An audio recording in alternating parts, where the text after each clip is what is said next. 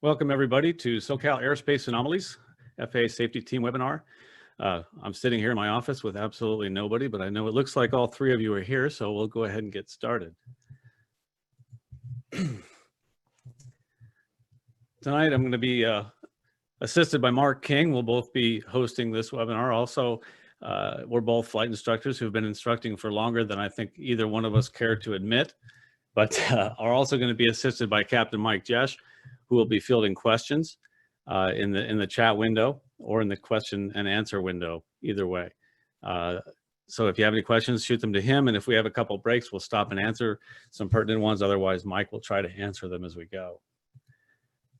Just some quick housekeeping items. This is a Zoom webinar. So if you have not used Zoom before, you might want to be sure you go into full screen mode and then choose how you'd like to see the presenters. You can see both of us, or all three of us, or just who's speaking, and then you can resize the window left and right to change the size of our pictures versus the size of the PowerPoint presentation as well.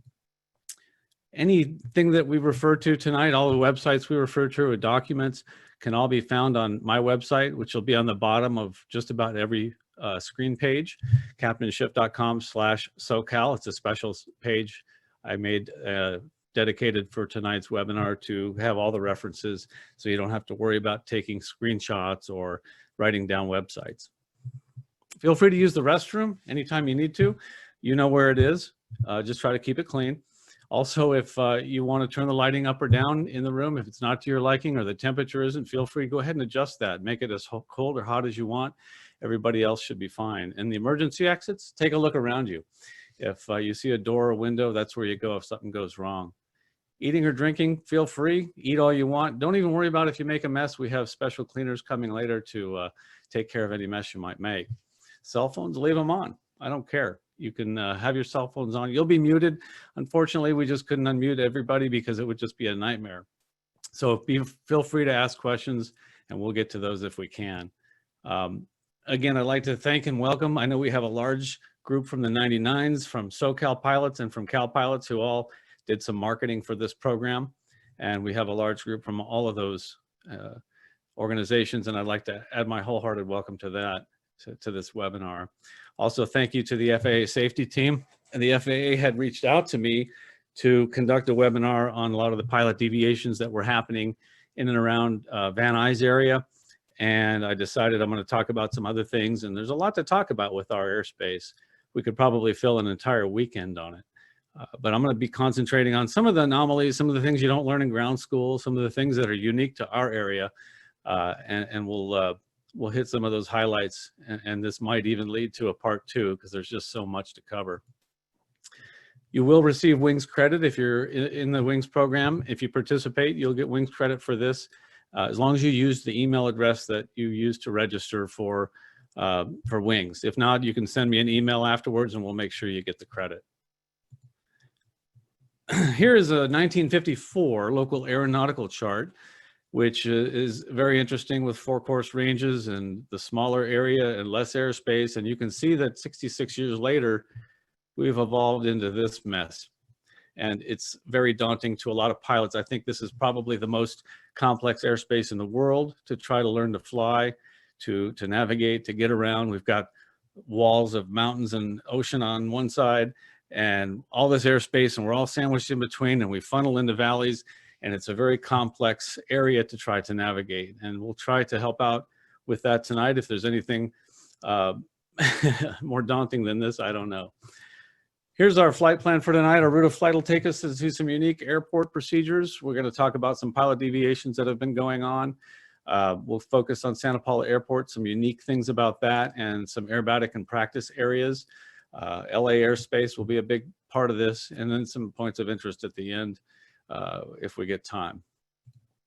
So starting with some unique airport procedures, we're going to start off in the northwestern quadrant of our airspace.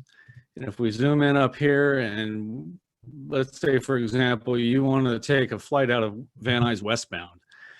If you're departing 16 to the south, which is how they're normally departing in Van Nuys, you need to make a right turn at some point crosswind. What typically happens is if you're not familiar with the area, pilots will make a normal crosswind turn. And this is a little bit problematic if you're not familiar as to why. Well, we got Burbank Airport here with their approaches, and you can see that if you made an early and normal crosswind turn, you'd be climbing up into the departure, or I'm sorry, the arrivals into Burbank. So how would you know when you're flying into this area, other than looking at the map and figuring out, or the chart and figuring out, okay, I'm going to have arrivals here? Well, there's a book we've been told to read, and it's that book formerly known as the Airport Facility Directory, now called the Chart Supplement. Looking at that, it tells you that if you're departing 16 left and runway 16 right, no turns before the flood basin unless directed by the tower. And for that very reason, it takes you underneath the Burbank arrivals, and then you make your right turn after you pass the flood basin. I think there's also some noise abatement procedures in there. Nowadays, we don't tend to carry books with us as much.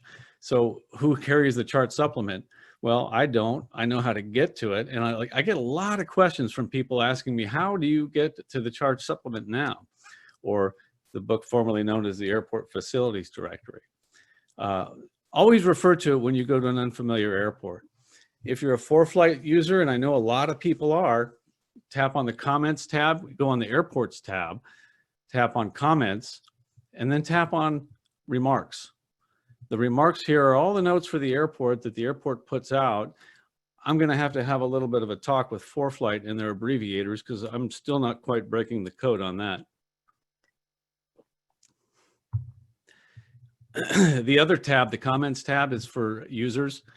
Pilots who've been there can put their comments in, and you can contribute to that as well by clicking on add comment in there. But you can read what other pilots have said about their experience going into there. Another problem at Van Nuys is between runways, and a lot of our local airports with close parallel runways have the same issue, is that the very short runway or taxiway in between the runways. So if you're cleared to cross, for example, 16 right, hold short 16 left, and you were to take a look at that from a Google Earth perspective, you can see that the hold short lines are so close that they're actually shorter than most airplanes. And it would be difficult to cross one runway, hold short of the other, and still yet clear the one that you just crossed. So something just to be aware of. Another thing that the FAA has been putting out for a while, but it's been very difficult to get to, are construction notices. This is one for Van Nuys right now. You can see the construction there. You can listen to the ATIS or look at the NOTAMs and try to highlight on your chart and put together and reconcile where all these closed taxiways are. Or you can just go to the construction notices that used to only be on the FAA website, now can be found in ForeFlight and several other third-party apps. Right now, we've got 4 airports in our area under construction: San Bernardino, Long Beach, Victorville, and Van Nuys. And you can go on to here. In fact, all the airports that have construction going on in the country, you can look at and see. In fact, when you go to the FAA link, which is actually on my the website that I referred to with all the links on it, there's a link to the FAA Construction Notices site. And on that, when you see the list of all the airports, you can also see which ones have the temporary overflow parking, which is unfortunately a result of the COVID-19 and the airlines all parking their airplanes. But you can kind of see where that is, and you might notice that parking might be limited at those airports as well. So you can get a link to that on my website. And also in ForeFlight and some of the other third-party apps, you can click on airport construction notices and see what the closed taxiways are. Another local issue is at Chino, we have this, what is this, minus 2,700 feet. Anybody have an idea what that is? Is the top of the class Charlie at 2,700 feet below sea level? Just a fun fact. That's up to, but not including 2,700 feet, because the class, I'm sorry, that's Delta airspace, but the class Charlie airspace for Chino is actually starts at 2,700 feet, just 1 foot in there that you can fly if you had a really narrow airplane. In any event, now that I see that there's about 5 or 6 of you logged on, I want to go ahead and put a poll up here. I'd like to know kind of who we got here, who I'm talking to. So let's just take a look and see what certificates and ratings you might hold. Go ahead and answer this, and we'll see who we're looking at.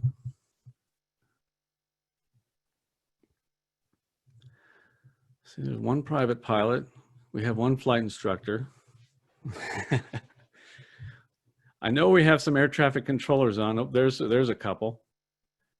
We'll give this another 30 seconds or 10 seconds here, and we'll see what we've got. A preponderance of private pilots. Looks like everybody's in, and here's what we got. Private pilots are winning, followed by, we have a lot of instrument rated pilots. So we will be talking about some IFR stuff, and I'll apologize to those of you without an instrument rating, but it's something that does need addressing. Bunch of student pilots. Actually, everybody should have checked the student pilot box. And we have a couple air traffic controllers on board as well. All right, that's good. That gives me an idea how to talk and who to talk to. And Brian, it might be a good idea to just mention that for a lot of the private pilots or people without an instrument rating, getting an understanding of why things are the way that they are to accommodate instrument procedures is vitally important. That's a good point that Mark makes, to understand why a lot of things are the way they are. And we'll try to include that as we discuss some of this, but that's a good point. You're saying they should learn why rather than just the what. Yeah, or just instead of just throwing up your hands and saying, I don't have any idea what those guys are talking about because I don't have an instrument rating. Right. It's, you know, in today's airspace, and particularly in Southern California, it's just not a viable excuse. Right, right. Yeah, it's particularly here. We have a lot going on for sure.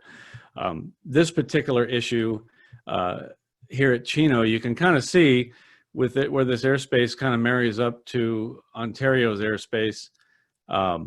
If you were to be flying a pattern and had to extend that downwind, the problem that's been happening here is that the downwind traffic has been approaching the Class Charlie airspace, and pilots don't know if they're allowed to just plow into that Charlie airspace. And as it turns out, if you're talking to Chino Tower, yes, they have a letter of agreement between Ontario and Chino that you can continue on that downwind leg. So the letter of agreement says as long as you're talking to the tower, Chino traffic operations edge area, you're allowed to go right through that edge area for Ontario.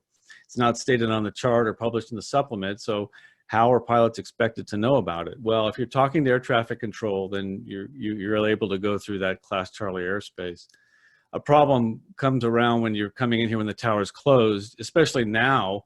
Nowadays, we have limited tower hours, and they close early, and so you get down here.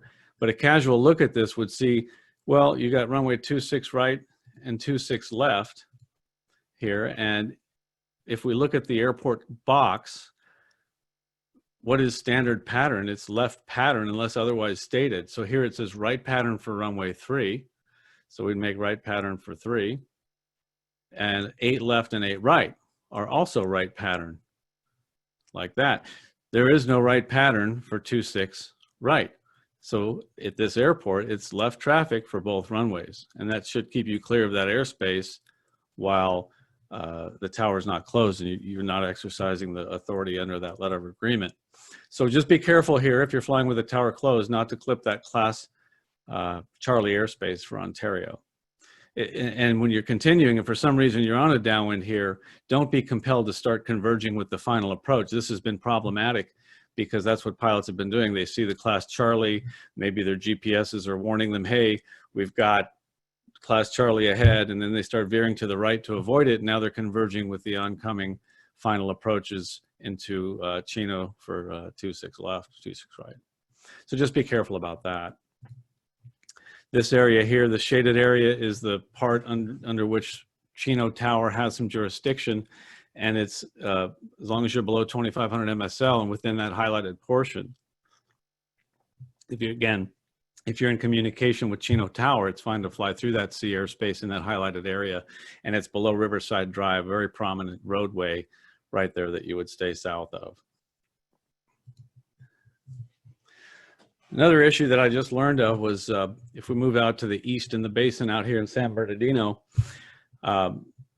very large cargo operations going on here, and it's growing. And I don't know if you've heard, but Amazon is building a big ramp there, and they're going to have a huge distribution hub there. So we're going to have a lot of heavies by Christmas time, you can guarantee, going in and out of there. And all the heavies into San Bernardino land on runway 6. And that ILS for runway 6 passes beneath the ILS's inbounds for Ontario here. And you've got a wedge of airspace there where there's just not a lot of room for VFR traffic to transit there. And the problem is that this is kind of a heavy way for the traffic area for the aircraft to leave the LA basin up through the Cajon Pass or out to the Banning Pass. If you've been up northbound and you've got to try to get south to this pass or anywhere down in the South Basin trying to get up north across there, you know, just be very aware that there's a lot of traffic going to be happening here, a lot of wake turbulence as well. Also, the worst part of this is that SoCal radar is no good here below 2,500 feet because there's a small hill in the way of the radar site. So especially important, you're on your own and be very careful out in that area, just something to be aware of. Another unique piece of airspace we have out in Palm Springs further east is the Tersa.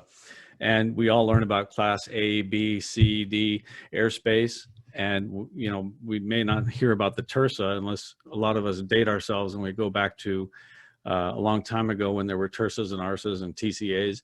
Well, here's a Tersa, Terminal Radar Service Area, and it's denoted by the gray box around this area here, kind of covering that whole valley.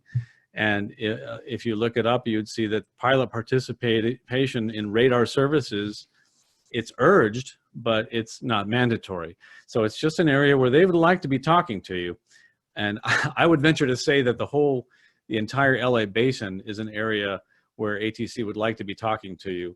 I know that a lot of pilots, and we're going to talk about this shortly, are hesitant to get flight following or to talk to air traffic control because they're intimidated by talking to the controllers. But the controllers, I think to a T, all of them that whom I've spoken with, would rather you call and talk to them so they know what you're doing and they'll help you out. And we'll get to more of that in a little bit here. I saw a question, does San Bernardino Tower have radar capabilities yet? No, it's still the only tower in the area that does not have radar capabilities, but they're working on that. If we go out, we've got a couple familiar fun airports here that everybody likes to go to. We've got Catalina and Big Bear. These are kind of unique, and while they don't involve airspace, I think it's worth mentioning a couple of unique factors about these airports. And I'm going to go ahead and launch another poll here. Let's see, let's talk about Big Bear first. This is just a little bit of a knowledge test to have a little fun and give me an opportunity to take a drink of my water.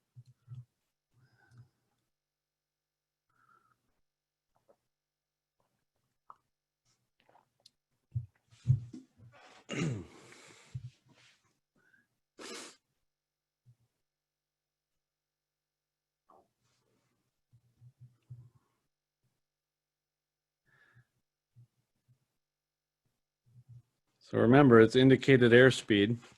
When we're up at a higher altitude, we get a higher true airspeed. I'm going to go ahead and end polling, and here's what we got. Yeah, most people got it right. True airspeed is what gets higher when you go to a higher density altitude, but the indicated is indicated. That's what the wing feels. So yeah, you need to rotate and climb at the same indicated airspeeds. You're going to get a different performance result at that speed, and you're going to notice a much higher ground speed as you're rolling across the runway, and it's going to take a lot longer to get up to that speed. And a lot of pilots I've seen will become impatient. They know that after this amount of time I should be rotating, so they rotate even though they're not quite at that speed.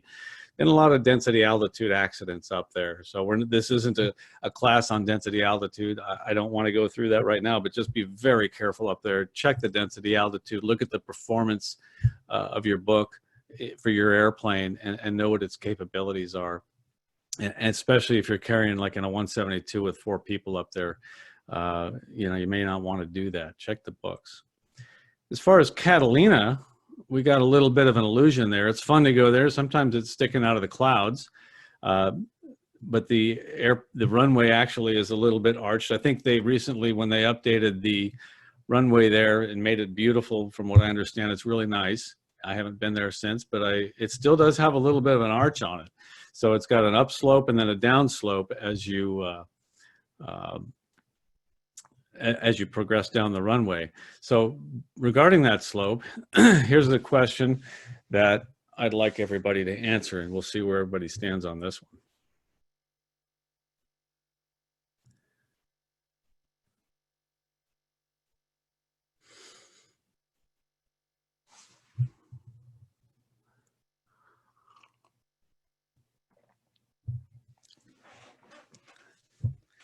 I see somebody's not seeing the polls. Your window may be blocking it. It looks like that was addressed. But I see that most people are answering them, so I know they're getting out there. Give just a few more seconds on this one. And looks like about 3/4 of you are in agreement that yes, it does create an illusion that makes the pilot believe he's higher than he or she really is. So what that makes you tend to do is come in a little bit lower. You think you're too high, so you come in low, you wind up dragging it in. And as we know, Catalina has that downslope. It looks like on an aircraft carrier, if you're flying into a headwind, you're going to get a downdraft right there. So you're already low, slow, mushing, dragging it in, and then you hit the downdraft, making it very dangerous. The other issue is the illusion that once you touch down, the far end of the runway disappears. Now, you've got 3,000 feet of runway, you just can't see it. And so pilots become compelled to slam on the brakes and start skidding down the runway as they're approaching the crest of it, and then they realize there's so much more. Airplanes do not slow as well when they're skidding as when you're just braking. Let's see. Moving on out of there. So just be careful with these two airports. I highly recommend that you get flight instruction before going into these by yourself. If you can, get an instructor to go with you. I know that some rental facilities, flight schools, don't even allow you to go there at all, and some require a checkout before you can go there by yourself. Another small issue that we have in Camarillo out here is if you make a left downwind departure, you're now climbing into the arrivals into Oxnard on the ILS. Just something to watch out for. Look at the chart when you're flying somewhere you're not familiar with, and become familiar with how the other traffic might be coming into the other airports nearby. We've also got Magoo right here, and we got the arrivals into Magoo coming here. A parachute area right here, right where you'd like to come in over Moore Park and Somas. And these parachute areas, when you see the parachutes, you want to stay away from those areas. But how far do you stay? How far do you remain clear of where that parachute is on the chart? One day I was coming back from a flying lesson with a student, and we were giving what we thought was plenty of room until we saw a human falling from the sky. And I can tell you that you've not reacted to a human falling from the sky like that will cause a reaction like no other. That was something that I'd never seen, although I think that he probably had the similar reaction, if not worse. In any event, if you go to the book formerly known as the Airport Facility Directory, called the Chart Supplement, it tells you about all these parachute areas, and in this one, in fact, is 1 mile around diameter of the center of that parachute. So you can actually put that, it tells you the radial and distance off of Ventura VOR, and then you can put a ring around it or a 1 mile fix, and you can get a really good idea for how far that is. Another way to get an idea what a mile is you can look at 1 minute of longitude here. I'm sorry, 1 minute of latitude right here is 1 nautical mile. All right, moving on. That's unique airport procedures. Now let's talk about some pilot deviations. This is what I was initially asked to talk about tonight because there's a preponderance of them, and I'm going to get into some IFR stuff, and half of you are indicated your instrument rated, but I venture to wager you still may not fly a lot of these SIDs, which is what we're going to be talking about. But it's very important that you understand why they're there and why we do what we do with these things. The non-compliance is coming with radar vector SIDs, a standard instrument departure, which instrument pilots will follow to get them clear of obstacles and airspace and traffic from other airports. So they have this procedure to follow. And the two that are causing problems are the Canoga out of Van Nuys and the Hawk out of Long Beach and Santa Ana. The reasons, the demographics are all over the board. We tried to look and see, well, is it just visiting pilots? No, it's local pilots and visiting pilots. Is it just training flights? No, it's training, non-training. Are they using maybe it's some kind of avionics. Well, it ranged from the Honeywell and a Gulfstream to Garmin 430, 530 to using ForeFlight and Wing X or any of those apps. It's all over the board. So we couldn't narrow it down to why there's a preponderance of departures from this. But what the factors, there's a long list of factors, and then the two most common were automation mismanagement. So pilots weren't using their autopilots properly, and procedural knowledge. So not really understanding and being familiar with the procedure. I know that there's a lot of corporate flying out of Van Nuys, and I thought at first, well, maybe it's the corporate and the charter. Maybe they're all too busy catering to their passengers to worry about reviewing the SID in its thoroughly before departing. But it's not that. It's like I said, it's all over the board. It's training flights. It's Part 91, Part 135. It's all over. Looking at the Canoga Departure, it basically is you fly a certain heading and then you fly another heading. It's a radar vector SID. It's a fly a heading, get vectors from ATC, and then once you're cleared on course, it's also an RNAV departure. So you're going to use your RNAV to follow this route from fix to fix once cleared to do so. These ongoing deviations, pilot deviations, are problematic because of the high risk, the very high risk of what happens if you don't fly them correctly because of that risk of the Burbank arrivals that I showed you. The same applies that when you saw that VFR chart. Well, there's the same risk for IFR with those Burbank arrivals. The textual description of that departure, and even you VFR pilots can probably understand this, climb on a heading of 163 degrees until 2.2 DME from the VOR. Then keep climbing and make a turn to heading 213 degrees for radar vectors to the first fix, which is Ipaho. And the top altitude is assigned by ATC. So you got one job, fly a heading of 163 at 2.2 DME, you're gonna turn right and fly heading at 213. Now your only job is to fly that heading. But the problem has been that a lot of pilots have been either flying the lost communication procedure, which says if not in contact with departure control within 3 nautical miles, which in some aircraft can happen pretty quickly. Others not so much, but it's a short period. And it brings upon the question, what is not in contact? If they're so busy they can't answer me, is that not in contact? I don't think that's a loss of comm. I think a loss of comm is a loss of the capability of talking with air traffic control. If you're on that heading out that way, you will eventually hear from air traffic control even though you may not be able to get a word in edgewise, because they are busy sometimes. Another thing that's problematic about that departure is that when you're on that 213 heading, you're looking at the Santa Monica Mountains, and that can be very disconcerting for some people. But so you fly that 163 heading at 2.2 DME, you turn right heading 213, and that's your only job, just hold that heading. But this isn't what's happening. The loss of comm radial, this 323 off of LAX, is depicted here because it helps define this next intersection. And maybe pilots are being compelled to turn and intercept that, but the job is to just fly that heading until told to do otherwise. The compulsion is Brian, to try to go to Ipaho. Yeah, Mark? Let's and I know we talked about this, but doesn't this SID also have non-standard climb gradient requirements? It does. The SID, and it's very important to look at. Lower performance airplane shooting towards the Santa Monica Mountains, you're just looking at it, whereas in a jet, you're going to be well above it.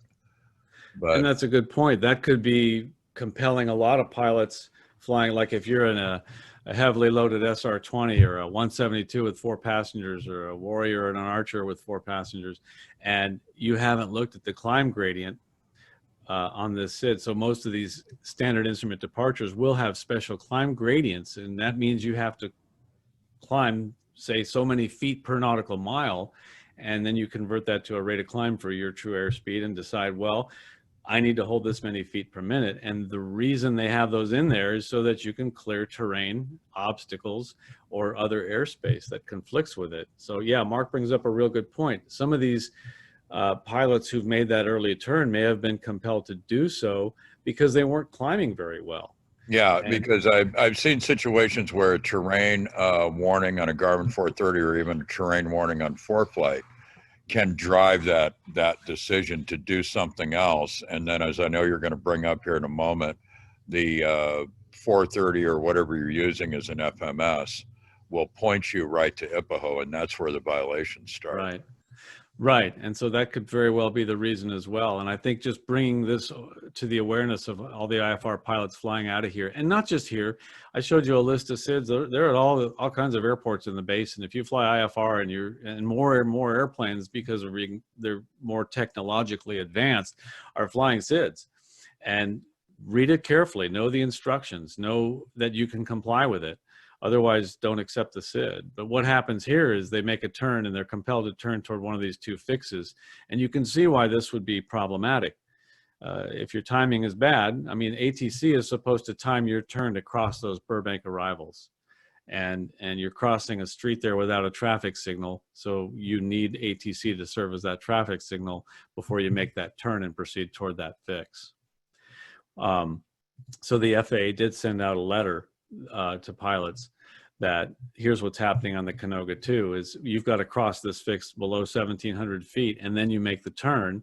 The reason you need to cross that below 1,700 feet again is because of the arrivals into Burbank are coming right over the top of that, and that's to separate those aircraft. IFR aircraft, VFR aircraft, you're visual, you're on your own. IFR aircraft need to be able to be flying in the clouds and still avoid each other. So we've got this altitude restriction, but pilots are making this early turn direct to IPAHO, and I'm not sure why. If we look at some of the avionics in a second, you'll see why. And we'll see some of the excuses that pilots have been giving as well. And hey, Brian, let's also mention the letter went out on the Canoga 2. As most of us know, it's already changed. There's a revised procedure, and it's the Canoga 3 now. But, you know, you and I went over this the other day. We really couldn't find any significant changes between the Canoga 2 and the Canoga 3.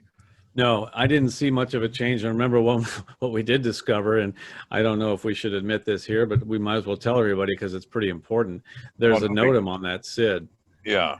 And that NOTAM is, well, the textual description, if we go back to it, and I actually grabbed this textual description off of the Canoga 3, the newest and most current, and it says climb on heading 163 to the 2.2 DME, and then a right turn, but there's no mention in here of crossing it below 1,700 feet.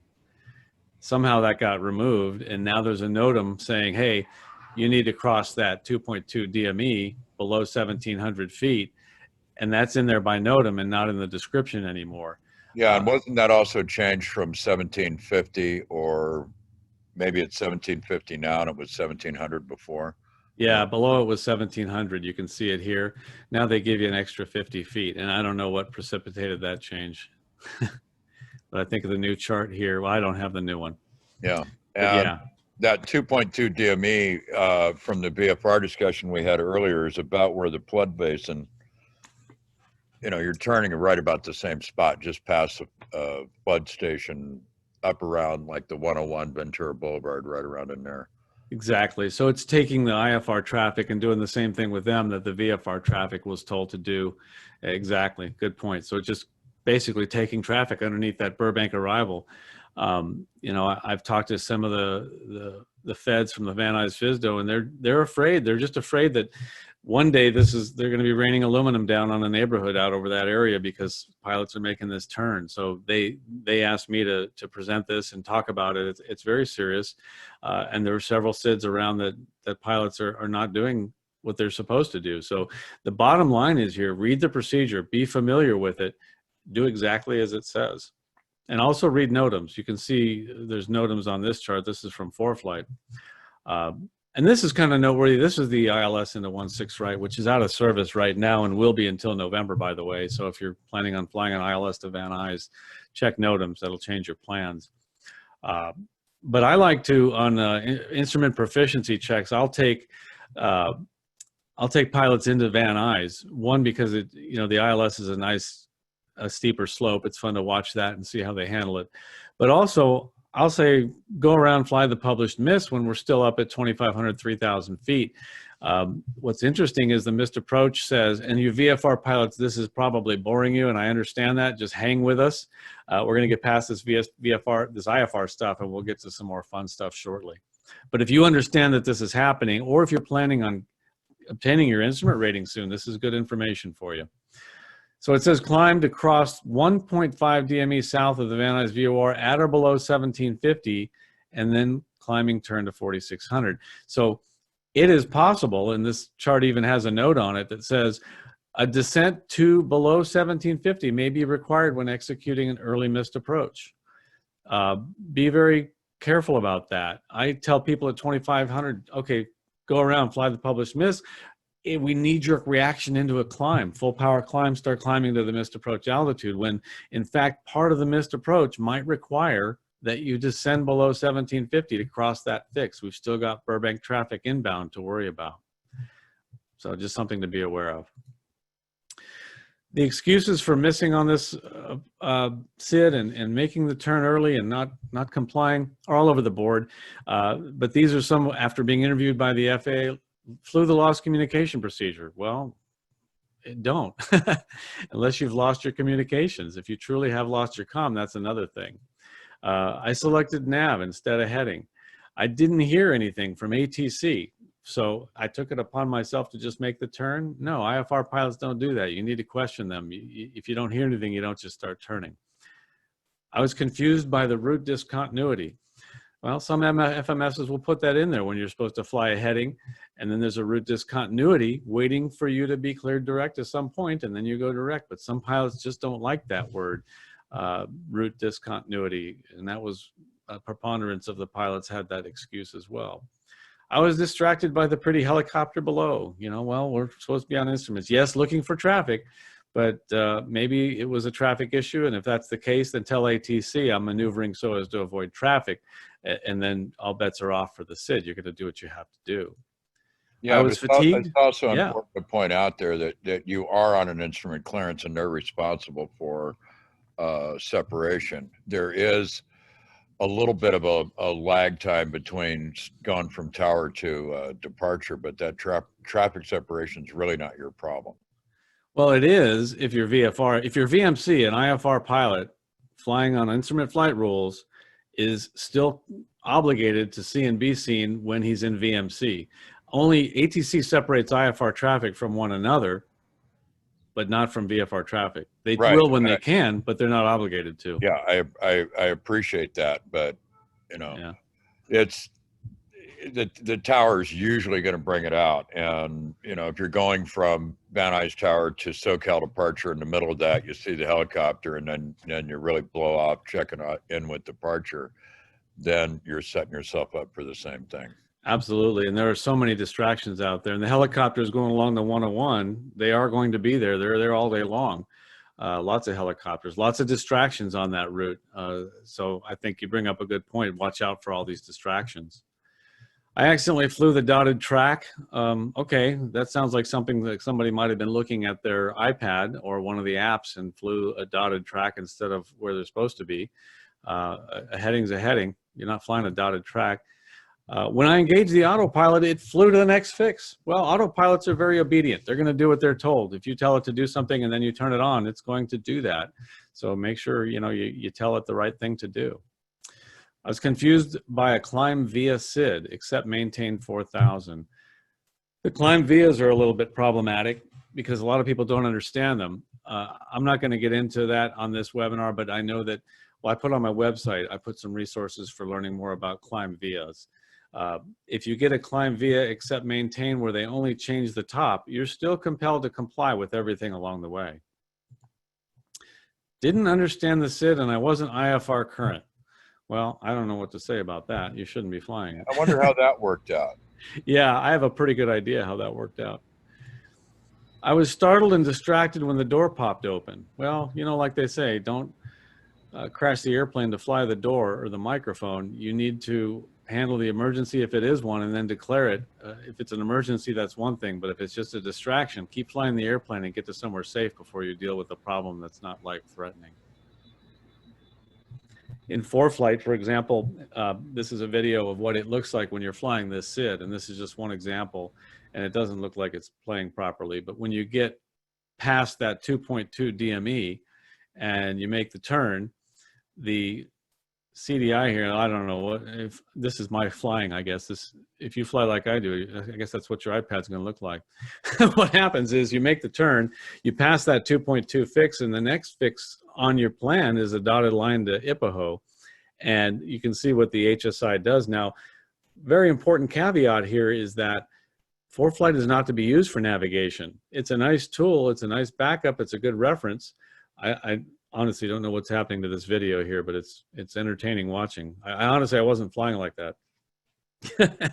In any event, you can see where one might be compelled to make that right turn because it looks like, according to this, that you're off course.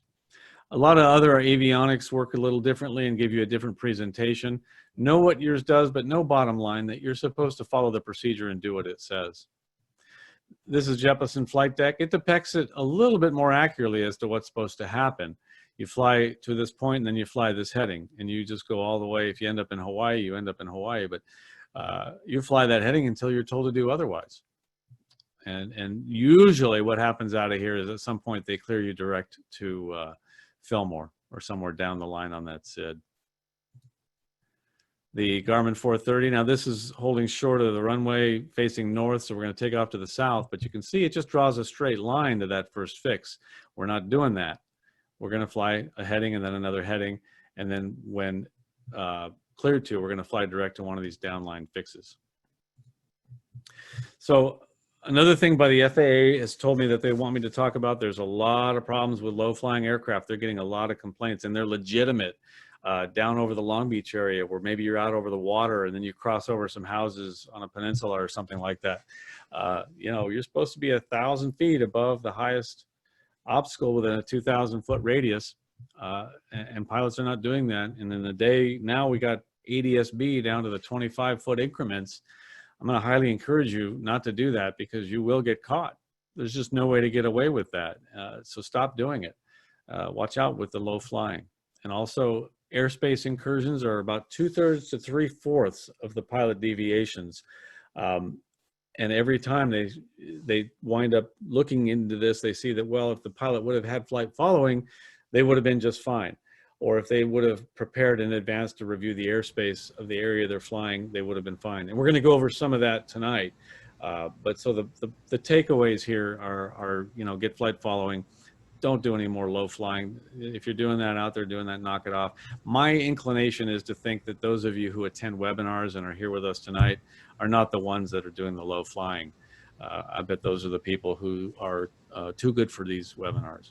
Another thing to think about here, Brian, with the airspace incursions, ADS-B and that accuracy, those deviations are going to become automatic violations instead of being up to the controller on whether they choose to do anything about it. So yeah, I agree. And I have a hilarious picture of myself from one of those traffic cameras cruising through the intersection of a red light looking like this, and the dog is in the right seat looking out of the hair like this. And it's if it wasn't so sad that I got caught for it and had to pay that ticket, it would be funny.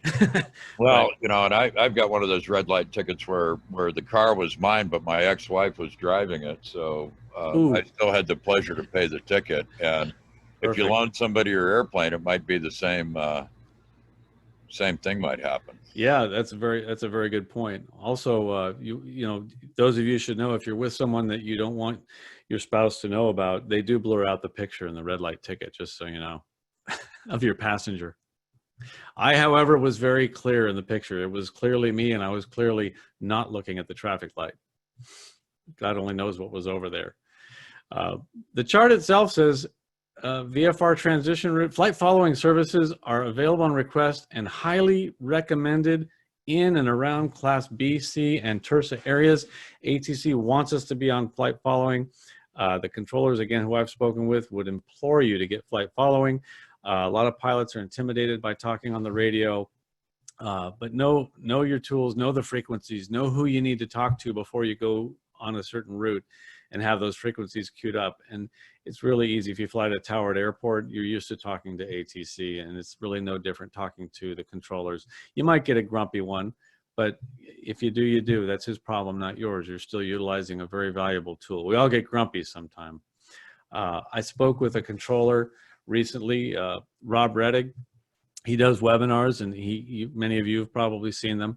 And he gave me some really good advice and things to pass on. And he says traffic is slightly down now overall, but not like the rest of the country. We're still very busy here in Southern California. Those of you flying have probably seen that. Airline traffic is down, but the GA is up, so it kind of balances out, and we're just barely down from what a normal traffic would be. But what's even worse is that the ATC is shorthanded.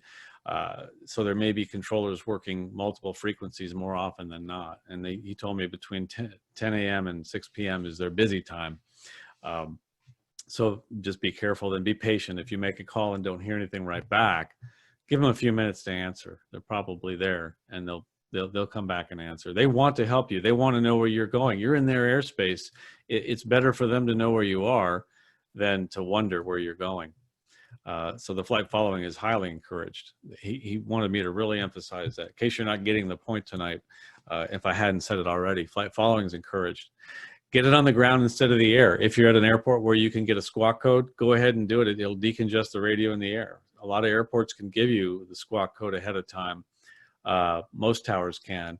And then you've eliminated that step. Just tell them you intend to get flight following to your destination, and they'll give you that squawk code. Be careful approaching Class D airspace. I've had this happen, and I've had other pilots tell me the same thing.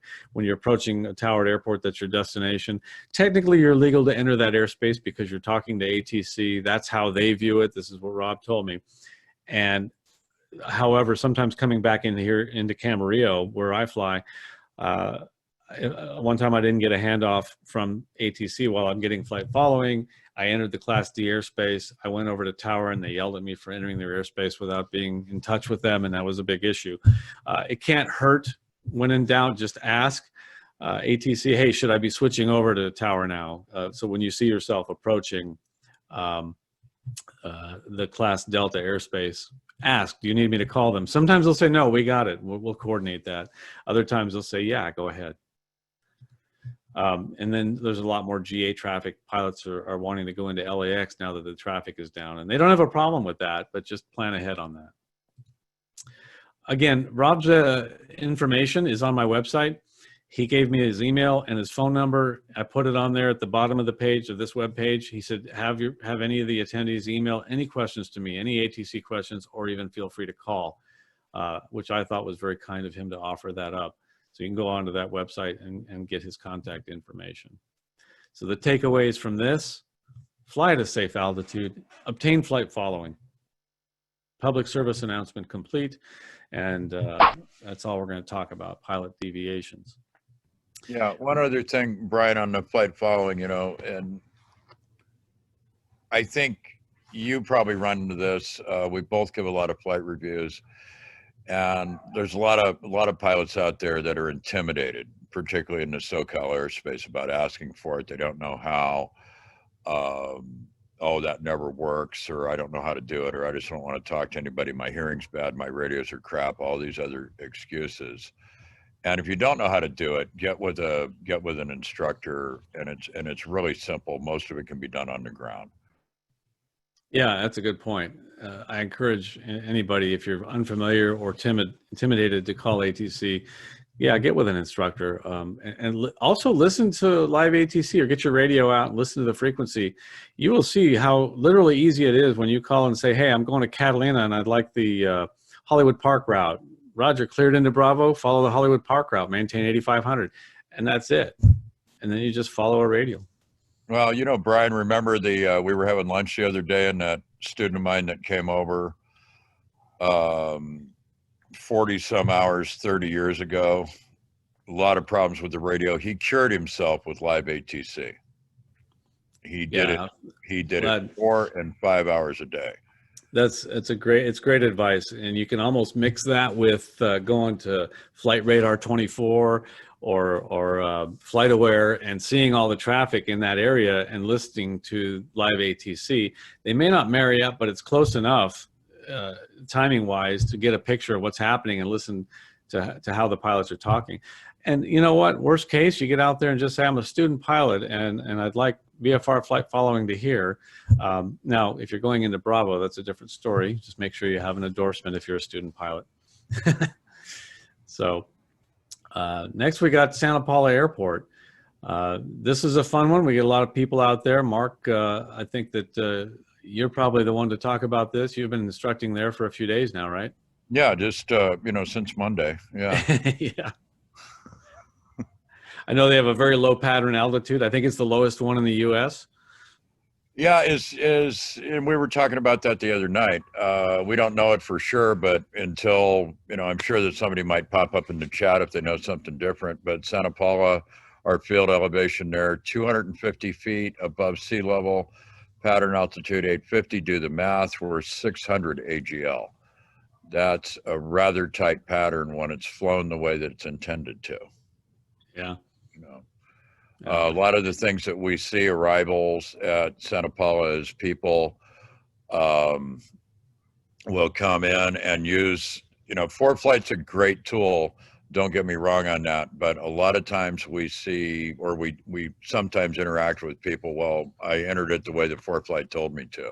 And I think we've got a slide that's going to come up here in a second.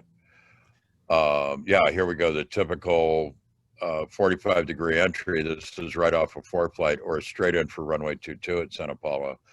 And we'll have another slide here in a second that's going to show us what that 45-degree entry looks like.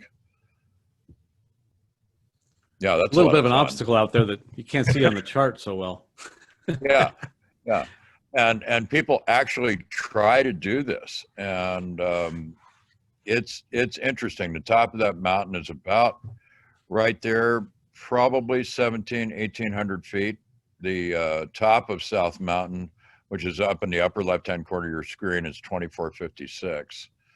The other thing we're seeing is left base entries, excuse me, for runway 22, and then setting up for 2 and 3 mile finals, which might as well be a straight in.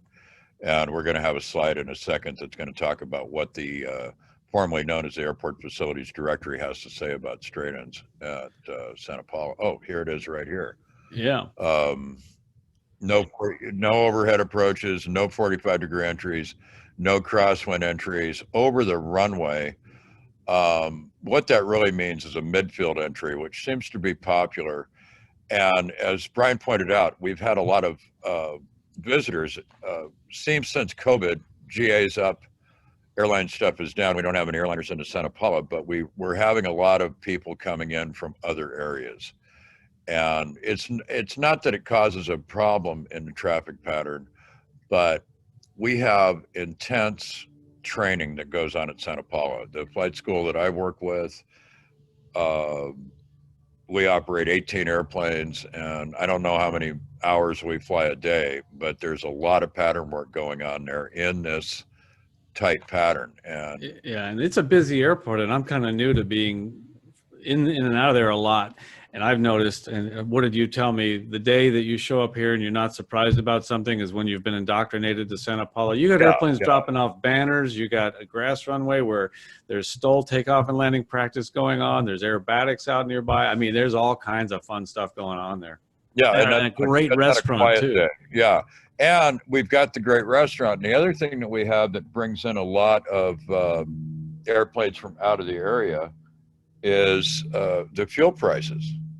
Oh yeah, yeah. You know, and a lot of the apps, ForeFlight, FlyQ, WingX, they've got a thing that's basically flight planning by fuel prices. So if you're $1 or so a gallon cheaper than Oxnard, you're flying a Bonanza or a Cirrus or something, that makes a difference.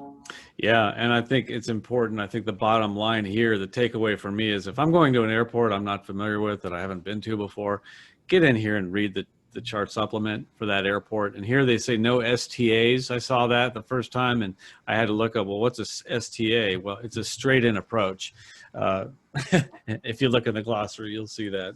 If only there was a way we didn't have to abbreviate all these things and have to interpret them, you know?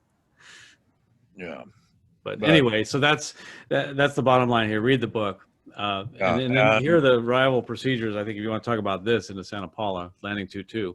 Yeah, a lot of people coming from the east. And we're looking west here. We're looking west, but we would be coming from the east, flying the upwind over the city. It says quiet over the city, 1,500 MSL. That works out to about 1,200 AGL. It's a little bit higher. And in fact, if I'm sitting just on the upwind right now, high above the city, and we're turning crosswind at Peck Road. And I'm pointing at the screen thinking everybody's going to see that. It's about a mile past the airport. It's the only place out here. Yeah, no, it's right there where it says Peck Road. Yeah, so I think it's like the end of town, where town turns to fields here, right? Town turns to the fields, or the residences on the north side of the 126 come to an abrupt halt. And there's an overpass on the 126 right there. Yeah. And then you turn downwind, report the golf course. Another thing, everybody hears the golf course, and they're a mile from the golf course. They can see it out the windshield, so they say they're over the golf course. That sometimes is a little disconcerting. The closed traffic, because of the tight pattern, turns crosswind at essentially the west edge of the golf course. Yeah, wow. And then coming the other way, if you're landing on Ford. Now, I have a personal policy. If the winds favor runway 4 in Santa Paula, I don't go there. Because we have the I have a nice Santa Ana winds or I'll something have going a on. set of slides which are screenshot of text between Brian not being able to show up for lunch because it's too windy at Santa Paula. Yeah. Anyway, so again, you fly over the city and enter on a crosswind, downwind base, and final again in there. And there's a noise sensitive area right here. It's highlighted in orange. You can see it there. So no straight ins at Santa Paula. That kind of makes me think of a question that I thought of earlier. What's a straight out departure? You're cleared to fly a straight out departure. What is that? I'm going to put a quick question up here and see what everybody thinks that is. So when you're told to fly a straight out departure by the tower, what does that mean? Yeah, or you announce that you're flying straight out from an uncontrolled airport. Yeah, what does that mean? What is a straight out? I couldn't find it defined anywhere.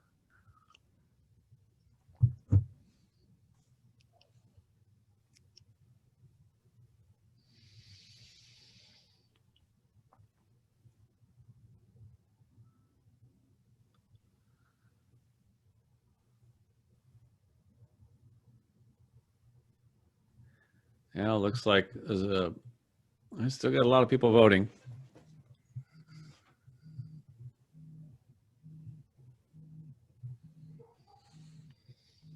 All right, I'll go ahead and cut it off here. Looks like most people have voted. Leaving the pattern wins. So straight out is just getting out of the pattern area. I don't know what the answer to that is. I can't tell you. I've not found a source on that. So you got to do what makes sense. I think you, Mark, at one point said, "Oh well, till the next thing you have to do." Yeah, or you're going to turn. I'm absolutely the last person to talk to about self-announced radio calls. Right.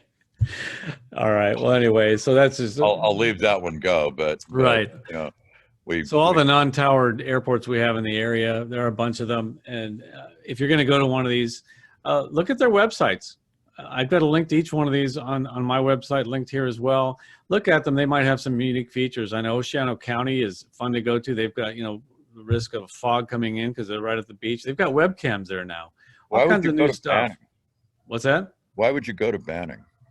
Well, I stopped for fuel on the way to Palm Springs, or you get too scared because you've been kicked around too much in the past.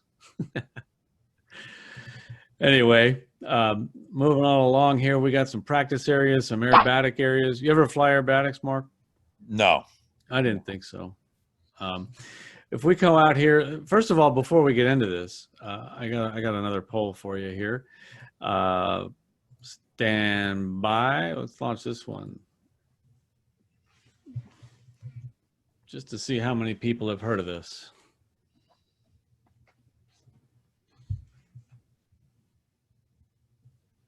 Hey, Brian, what's the, oh, we do have, 466 people on. Is that what we got? Oh, good. A couple more joined us. Looks like we got most of the votes in here, and here's like most people have heard of the box, but many have not. Did you just say box? Oh, yeah, I got corrected on that before, folks. It is not an aerobatic box. That's something else we're going to get to in a second. It's an aerobatic area. Anyway, so that is up here. You'll see this on the chart. If you've seen this and wondered what to do with it, I think Mark can tell us. Again, it's in that other book formerly known as something, right? Yeah, formerly known as the Airport Facilities Directory. So intensive aerobatic training, what does that mean? It means a lot. I know that probably some of the participants have, and the Santa Paula aerobatic area is just, it's right there. It's right over my left shoulder. And it's about 18 miles long. It starts just a mile or so east of the Santa Paula airport and essentially goes all the way to Magic Mountain. So in yeah, it's a big area. Airport, yeah, in our airport facilities directory, it looks like this. I think Ron Berenstein just recently was instrumental in getting this in the book. It used to be just a paragraph in the book. And where do we find it in the book, Brian? It's special notices. And it's not easy. Special notices. Right. It used to be just this, where it gave you the radial distance off of Fillmore, all these points, and defined the box, but never gave you a picture of it.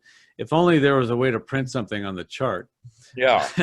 But this is it, and it's defined right there, and there's a picture of it around the Fillmore VOR. Yeah, so all these numbers, Fillmore 360/005, that's the 360 radial at 5 miles is one of those points. Yeah. And you can chart all those out, plug them into ForeFlight, or I think Brian's conveniently put a link to how to do it on your website, right? Yeah, there's a link. If you open that website on your iPad and tap on the ForeFlight plan, you can actually open this in ForeFlight, and it'll open the aerobatic area right there. But you can see that first fix is the north, right on the, if you look at the compass rose around Fillmore, that first fix is right there. And then you can just kind of picture this box around it. I'm sorry, this area around it is where it actually exists. So what about this note, this practice area is for waiver holders only? What is that, Mark? So a waiver holder is an individual that holds a waiver. But what does that mean? What are we wavering? Everybody, I'm sure, sitting there with a far aim ready to look something up. And if we look up 91303, we're going to find that aerobatic maneuvers are prohibited within 4 nautical miles of the center line of an airway or below 1,500 feet and with visibility less than 3 miles. So if you look at the IFR chart, there is a bunch of federal airways that are all connected to the Fillmore VOR. And yeah, that's just an approach plate, but the IFR chart has it as well, yeah. Yeah, there's Victor Airways. We can see them in blue. So we apply to the Van Nuys FSDO, and the history of this goes back to the 1960s, where this area is wavered that we can be within 4 nautical miles of the center line of an airway. And our practice area out there runs from 1,500 AGL to 5,000. The reason for that is the instrument MEAs for these Victor Airways started about, what, 5,500? I think there's a feeder route there at 6 that you've got. Yeah, 6,000 into Van Nuys ILS. Yeah. Yep. Yeah. So it's important to know, and you only see, yeah. We're asking to hear from you if you're going to transition to airspace on your way to Santa Paula or Oxnard or out to the beach or whatever you're doing, or going back to wherever you came from. 122.77 is the frequency we're all on. And when we're out there working, and for some of us, for me, I'm out there working. Sometimes I'm out there practicing on my own, but we're out there working, and we announce that we're going out, and we listen. Is anybody out there? Well, we figure out where you are. And typically, we're working north or south of the 126. and east or west of the city of Fillmore. But sometimes it can get rather intensive, and people don't look at the chart, fly through the aerobatic area, and sometimes it's a little frustrating. And I know that I've said some things over the radio that I probably regretted. If anybody's in the audience and recognizes my not very distinctive voice, I'd like to make an amends for that. Yeah, right. But well, it's easy to do. Just get on and talk and listen. The problem is this is only depicted on the TAC chart and the Flyway chart. You don't see this on sectionals, and somebody transiting the area, the may never see it. doesn't have that. Yeah. Right. So just something to be aware of. Yeah. And the term Santa Paula waiver required that's if you're going to do aerobatic stuff out there. Transitions are something else, but we do like to hear from you. Now, there's a lot of people that like to fly through there at 1,499 feet, thinking they're underneath the practice area. And there are some things that we end up doing, vertical downlines, where you come out of something and you're looking down and gosh, that house that you were going to use as a reference is now covered with a 172, and we don't necessarily know your altitude. Right. And typically we're flying with students or pilots that are doing some advanced training, and it'll shake them up. Yeah. I don't necessarily see it because I'm in the back. Right. Here's some screenshots that I got from a fellow that I can't unfortunately remember his name, but this is some GoPro footage that this is not even a second long, all these frames, but he's looking for this particular airplane. They're talking to each other and they can't see each other. And this is a Pitts S2B, and the visibility out of a Pitts is not good. And yeah. So just something to be aware of. Avoid the area if you can. I mean, I would just go around it if I could. So yeah, or talk. Just talk. Talk. Yeah. I mean, if you hear there are a lot of aircraft doing maneuvers in there, you may want to stay out of it. Another one's down there by Long Beach, San Pedro.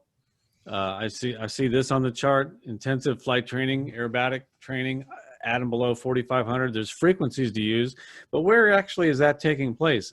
I didn't know, and I was curious, so I called a couple of flight schools around the area, and they, to a T, told me it's in this sector below class Bravo, below 8,000. That does not include the class Delta portion of Long Beach here. So that's where it is. If you're, the aerobatics is happening below 4,500, and then if there's a frequency for that, and then other training below 2,000, 2285. Does that mean you should be on both frequencies if you're below 2,000? Because you're actually below both of them. I don't know. Yeah. Who knows? And another one.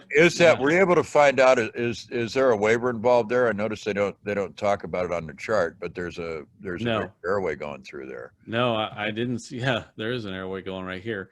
Yeah. So maybe they give 4 miles for the airway. I don't know. I've not seen a waiver, and the chart supplement doesn't refer to it. This one, however, is in the chart supplement out near Redlands. Caution aerobatic training below 7,500, and they have a frequency for that as well. And it does say, see supplemental special notices. This one tells you where to go, but not what book. Right. The other one tells you what book, but not what section. But if you go to the supplement, now there's a photo in there actually that all of us can do easily while we're flying along en route, and we see that. You're going to get this small, what actually is a box right here. Yeah. And this is unique. This is a competition aerobatic box. And it's actually, located right here on the sectional, and a competition aerobatic box looks like that. Yeah, it's 1,000 meters on each side. And I think there's box markers out there. On the ground? Yeah. Well, yeah, not in the air. No. Right. Yeah, this box is drawn, Sure. Well, it's just an area that I would stay away from. Yeah. Out here over Santa Clarita, there's an intensive flight training area as well. Again, they give frequencies for that. So if you're in that area, monitor that frequency. That's a similar frequency, 122.77. I see that one in several places. On the SCOG.org website, which is also linked on my website, you can see these are the practice areas. For me, this is where I'm going to stay away from, these red areas. If there's intensive training going on there, that's where I don't want to be. I don't know what is the lateral definition of these other areas than the ones we pointed out. The one over Redlands and the one over Santa Paula are actually defined. Those are published, right? They are. Is it safe to say that these other ones are assumed? I don't know. They're labeled in the area, and I think that the best, either it came from local flight schools and local pilots. I'm not sure the source of it, but I'm sure somebody does. But this is where they are, and you can go to that website and check them out. Yeah. Now the heart of this, and we're now an hour into this. I was planning about an hour and a half. It looks like we're about on track. But the LAX airspace is something that is a consternation for everybody. It's very busy area. So let's take a look at that and talk about some unique things and some things that you can do. First of all, there's the LAX Class Bravo. Requirements to enter it, just to review that. Now, for the most part, we're not studying for a written test here, so don't worry about that. But you've got to have at least a private pilot certificate. A student pilot can go in with an endorsement, by the way, and that endorsement is like a 90-day solo endorsement. It has to be within the last 90 days. You've got to have two-way radio communications. Why? So you can get permission to enter. You have to have a clearance to enter. I don't know how you get that without two-way radio communication. Well, actually, I do. We're going to talk about that in a little bit, aren't we? Yep. Looks like it's getting dark where you are. A little bit. I'm thinking about going inside. It's getting a little cold. All right. And then lastly, you need to have a Mode C transponder and, of course, now ADS-B to enter Class Bravo airspace. I want to take an example of flying from like El Monte down to Compton or Hawthorne or even Torrance, but you're coming across this area here, and you're flying underneath the shelf of Bravo airspace, whose bottom is 2,000 feet. Is it okay to do that at 1,800 feet? We might say, yeah, that's fine. But we've got this traffic map that shows all these visual approaches, all these blue lines here that are coming from the downwind base and flying into Los Angeles are actually visual approaches. And there's been a problem with a lot of the inbound aircraft not maintaining their altitude above the floor of Class Bravo airspace, which is an FAR for turbojet aircraft to stay above the floor of Class Bravo. But most of these IFR traffic don't know, would have no way of knowing where the floor of Bravo is at that point. They just aren't given the tools to do so while they're flying IFR. So while you're skirting underneath here at 1,900 feet, you want to be very careful about inbound LAX traffic going beneath that airspace. Another problematic area is that on this ILS to 25 left, the instrument approach to 25 left, it shows that between the intersections of Honda and Lima, pilots can go down to 1,900 feet. Well, let's translate that to VFR. If we look at the VFR chart, Honda and Lima are right here, and there's that 2,000-foot base shelf of Class Bravo airspace where IFR aircraft are legally permitted to go down to 1,900 feet. And you can be skirting around here perfectly legal at 1,900 feet, and they're perfectly legal down at 1,900 feet below the Bravo. Just something to be aware of and be careful about. So skirting that airspace is dangerous, and you're playing with fire there. So there have been a lot of Class B floor excursions of aircraft just coming in and clipping the corners here. So if you're going to be underneath the shelf, try to stay away from the next step down shelf as well. How do you plan on So that controller just said, how do you airspace? plan on transitioning the Bravo airspace? If you're flying towards the LA Bravo airspace and you're getting flight following, be ready for that question. Be ready to answer it. Know what your plan is. How are you going to get through that airspace? So know your plan ahead of time, because you can expect to be asked that question. This is the surface area of Bravo, and you can see getting around that can be a long ways, but we have a way to go right over the top of Los Angeles now, where we're actually allowed to fly through the Bravo. And some people would say without a clearance, and Mark taught me that you actually do have a clearance, and the clearance resides on your TAC chart, right? Yeah, Mark's all, I can see how happy he is because I admitted he taught me something. So we have the special flight rules area coming over Los Angeles. 3500 southeastbound and 4500 northwestbound. You just stay on the Santa Monica 132 radial and fly overhead. And it's a very small area. It's just about a 2-mile stretch where you're passing through the Bravo airspace, just between Manchester Boulevard and the Imperial Highway right there. And then the east and west borders are the shoreline and the 405. So crossing here, you want to be on the 132 radial at one of these altitudes, and there's some rules that go along with that. And here are the rules. They're printed right there on the chart. If you plan on using it, just take a look at this. It only takes a moment. The flight has to be conducted VFR, no IFR flights through there, and operation may be conducted as long as it's in compliance with 91-155. Why don't they just tell us what that is? Instead, they make us go look things up. So I'm going to take the work out of that for you, put it up here in Class Echo. It's 3 miles visibility, 1,000 above, 500 below, and 2,000 feet horizontally from the cloud. But while you're in that sector of Bravo, in Class B, the visibility drops is still 3 miles, but the cloud clearance is now just clear of clouds. The reason for that is that if you're in Bravo, you're talking to somebody with permission, you're talking ATC, and they're separating IFR and VFR traffic. So separation services are provided in Bravo. In this case, they're provided by the rules of the special flight rules area. So the aircraft must be equipped as specified and squawking 1201 prior to entering and while operating in that area. I advise if you're headed toward the special flight rules area, squawk 1201 ahead of time. If you're departing Torrance, planning on going to the flight rules, or Santa Monica, just squawk 1201. ATC is going to know where you're headed if you have that squawk code in there ahead of time. Just be sure to unsquawk 1201 and put 1200 back in the box once you clear the special flight rules area, because then you're ATC might think you're headed back there if they just pick you up at that point. Is there a button that says unsquawk? Unsquawk, yeah. Yeah, it's VFR. Shall have a current Los Angeles terminal area chart in the aircraft, and there's your clearance to proceed through that, is having that chart with you. And it has to be a current one. Can it be digital? Yes. Can it be paper? Yes. However you choose, but it has to be a current one. Can you think, yeah. Brian, can you think of any other situation where it's absolutely adamant in writing you have to have a chart in the airplane? I've not seen any other place that says you have to have a chart in the airplane, just here. I mean, it's smart to, but I've not seen it required anywhere. Maybe someone can put in the chat if they know somewhere.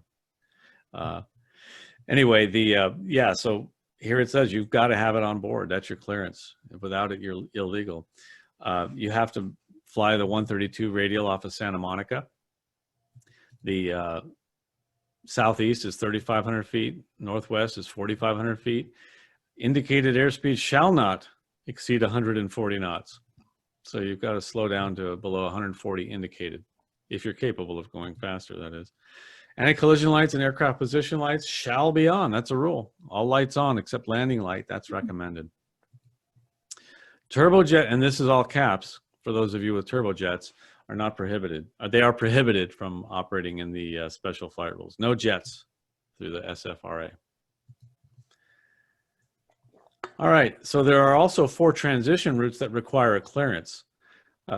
We have the special flight rules where you don't have to talk to anybody, just self-announce, but we've got these 4 other routes that do require a clearance. These are very simple. It's basically flying a radial and an altitude, and they all say on there how you're going to transition the Bravo. I'm going to go Hollywood Park route, and it's spelled out. Just review it. And I highly encourage you to use these and tell ATC that's what you're doing, because they're very happy to accommodate. I've listened to live ATC.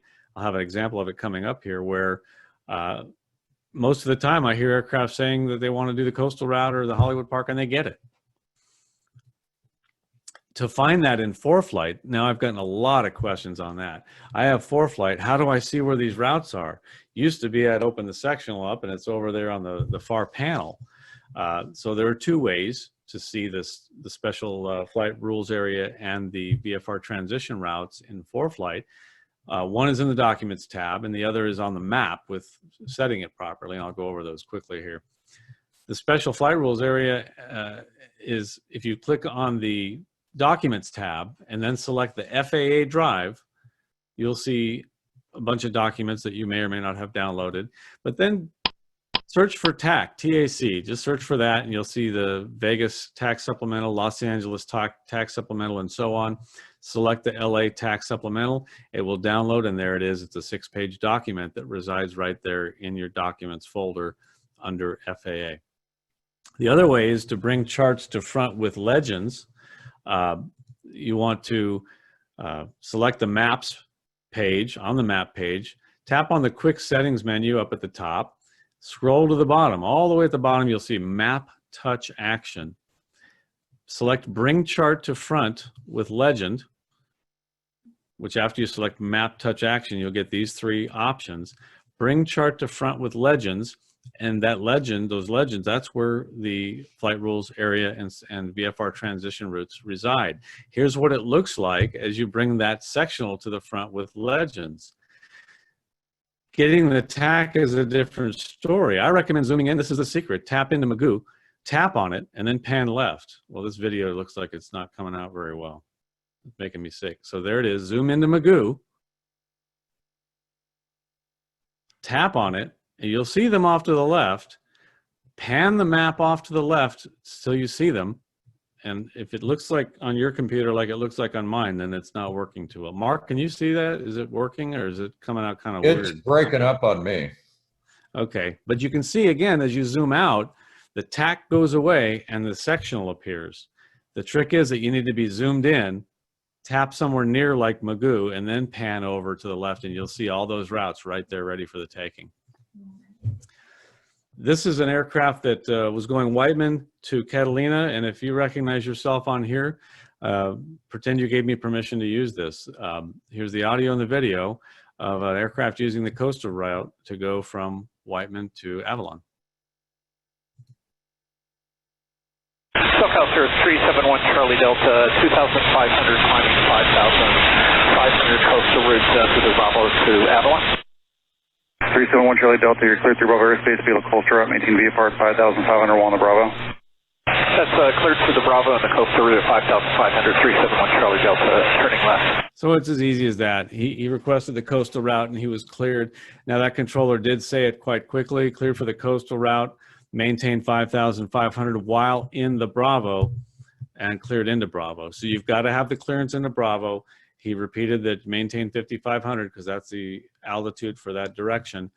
And you just fly the LA 323 radial to the LA VOR and then the LA 123 radial outbound. And once you clear Bravo airspace, you can proceed on course to where you were going. It's really quite simple. If they talk that quickly to you, there's a great tool that's in the pilot controller glossary called Speak Slower. You're allowed to say that and they know what it means. But they would rather you talk to them and get this kind of a clearance than just be skirting around the airspace. And I kind of prefer these to the special flight rules area because that's kind of like the Wild West in there. You never know what you're going to get. And going to Catalina, of course, you want to get up high. I prefer the Hollywood Park route, which gets you a little bit higher. And this is someone going back to Camarillo via the Hollywood Park route. Again, it's just the Van Nuys 140 radial, and you get a clearance and follow it. Any questions so far, Mike? That I know Mike is probably out there fielding a lot of questions. And before we get to the Flyway planning chart, do you want to address any questions?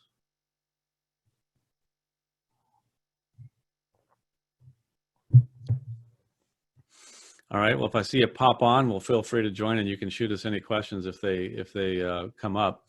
The Flyway planning chart is on the back of the TAC chart, and it shows you all these wonderful routes that you can fly. One of the problems is here on the this north-south line, kind of should say at 2,500 feet, but it says at or below 2,500 feet, and you can see it's clipping the corner of the Torrance class Delta, which is 2,400 feet. So if you're at or below 25, you might clip the corner of that class Delta airspace. Just something to be aware of there. So while these are nice, handy routes, kind of look at them and verify them yourself to make sure they don't conflict with anything. Hey, Brian. Yes. I'm just noticing, I'm looking over here in the chat, you've got a complaint from Mike that he's Nardo. He wants his mic on. Mike, oh, okay. I'm glad you caught that. Let's see if we can bring I Mike. think I saw it earlier, and I got so caught up in this. Yeah, let me see. Sorry about that, Mike. He's doing all this work fielding questions, and I've blocked him out. And Mike's doing a great job. I got blisters on my fingers. You're doing a great job, Mike. And sorry I cut you out. And you should be there. We are. Squawk 7600. So in fairness to me, first Zoom webinar that I've both conducted and hosted, produced, and so on and so forth, and what have you. I'm surprised we even made it this far. What do we got? 3 people still logged on? I think we're doing great. So yeah, you want to talk about this one, Mike? You're familiar with these Flyway conflicts. A little bit, yeah. Let me just back up and address a couple of questions that I'm leaving open to. Been a lot of questions about the mini route and availability from ATC, and I agree. This has been really sporadic for a long time, unable to get through it. You call them up and they say the mini route's not available, say intentions. Yeah. And the reason for this almost always is just simply, it comes down to short staffing in the Los Angeles tower. The mini route requires a controller on the east side of the tower facility there in Los Angeles who has visual eyeball contact with the route. And they use the Los Angeles helicopter frequency. They just simply don't have enough controllers to man it. So if they don't have people there in the tower to do it, it's not available. I have heard it available a few times recently. Some clients of mine have told me they've been able to get it. So it's worth a shot, but make sure you have your backup plan in your back pocket ready to go. That's good. I just see one of the chats here that Bob Eichholz, I think that was him that I used, and I hope I have permission to do that after the fact. But it was a great example, Bob, of using the coastal route. I loved it, and you did a great job.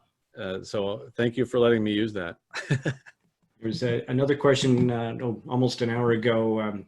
Class B does provide you separation, but yeah, you could have a rogue VFR airplane that comes in there. If you are in VMC conditions, clear skies, whether you're VFR or IFR, you are responsible for traffic separation. So see and avoid comes into play. So absolutely, yeah, emphasize that one off here and a bunch of others. Now, coming to these flyways, yeah.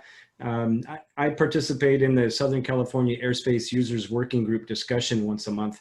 And this has been a topic of a lot of discussion. If you turn the chart over or look in ForeFlight, if you've downloaded the Flyway chart, there's a lot of what appears to be really excellent guidance on how to navigate through the Los Angeles basin under VFR. The problem is this chart was last worked on almost 30 years ago. So it's woefully out of date, especially since the Metroplex project came into play a couple of years ago and rearranged all the arrivals and departures in the area. There's really some bad guidance given now on where to put your airplane. I didn't look specifically at this Chino example, but on the right there, you can see this is one of the departures out of Ontario. That dotted line is that vector kind of line. The black lines are where the airplanes will be. Yeah, and the one that you can see that goes right over the top of Chino Airport conflicts with guidance that the FAA is telling you. You should fly your airplane between 4,500 and 8,500 feet right there. And boy, that's a danger zone right there. Yeah, so, for those of us, if we're flying out of Ontario, flying that SID, they're just making this turnaround right there back toward is that Paradise VOR right there. And so you're going right by Chino, climbing out to cross the Seoul intersection, which is right there by the Paradise VOR. The other bad one is the Disney 3 arrival. It conflicts badly with these. I think the bottom line here and what we're getting at is get flight following. These need to be reconciled. Maybe my advice to you right now is not to trust these because, like Mike said, they've revamped a lot of these the SIDs, the RNAV SIDs out of many airports, and yet these VFR fly routes haven't been changed. And there's another one right between Torrance and Long Beach Airport. If you're following the guidance there have been a couple of cases where a JetBlue airliner had a TCAS resolution advisory against an airplane that was following the procedure as depicted. So Yeah. definitely get flight following anytime you're in the area. Yeah. Watch out for this. This is the below 7,500 right here. And if you look closely at this, you're coming right north of Pleasant's Peak here, converging with the arrivals, which are right here. And they're going to be between 4,000 and 8,000 feet. The airliners are crossing Disney here, which is at 8,000 feet, and then J-Word right here at 7,600 feet. And then they're supposed to fly a heading of 260 out of there, which is, well, I think I've got it right here. So they're departing J-Word heading 260, and you can see that converges with this, and this is a setup for disaster. So just be careful about that as well. And then the Santa Ana offshore as well, you know, for noise, because of all the noise sensitive area down here off Santa Ana. And John, Mike, you've been doing this a lot. You take off out of Santa Ana for noise, you power back and mush to the shoreline with your nose in the air at a high angle of attack and can't see the traffic, and that everybody's going up and down here at 5,500 and 6,000 feet. And then we get told to expedite, and now all that noise goes out the window, right? You have to pour on the cold. When they say expedite, that's because there's traffic out there, and then all the noise abatement stuff goes out the window when we're told to expedite, right? Yeah, that's never happened to me in the 737. Right. Well, I remember doing it in the 727. The 7.5 wasn't quite as much of a problem, but you get to 800 feet or 1,000 feet, and then you'd pull the power back and just mush to the coastline. Bad, scary scenario. Just be very careful. I would recommend, you know, flying a little bit lower there along the shoreline. So yeah, the funnest is at 1,000 feet or less. Yeah, it's beautifuler that way. That's a technical term, right? Yeah. Here's down near San Diego. This is just a fun little interesting one. Nichols Field is objectionable. Have you ever had your airport considered objectionable? Only after I land on it. Right. If I looked up the objectionable in the chart users guys, and it just says that the FAA considers that it adversely affects the airspace use. Well, here there's falling humans that are falling, you know, from right through that airspace shelf of the Class Bravo for San Diego. You know, just caution for falling humans. In any event, while I'm here, I think I might have missed a poll earlier. Well, I tell you what, let's just skip to this next one. Be sure to read these real quick. Kidding. Don't try to read that. I don't think you can. But those are these four boxes are scattered around the LA TAC chart that basically say, if you're north of this line between, you know, which goes about a mile north of the 91 freeway between Manhattan Beach Pier and Prado Dam, if you're north of that below 2,000, talk on 123.02 and make position reports. If you're south of it in the basin below 20,000, then talk on 2285.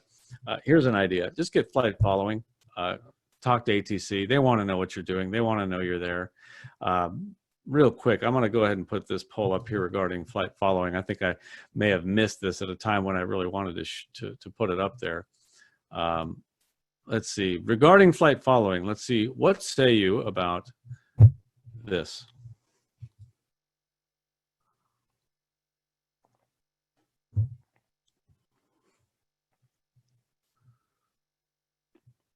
Wow, this one is impressing me right now.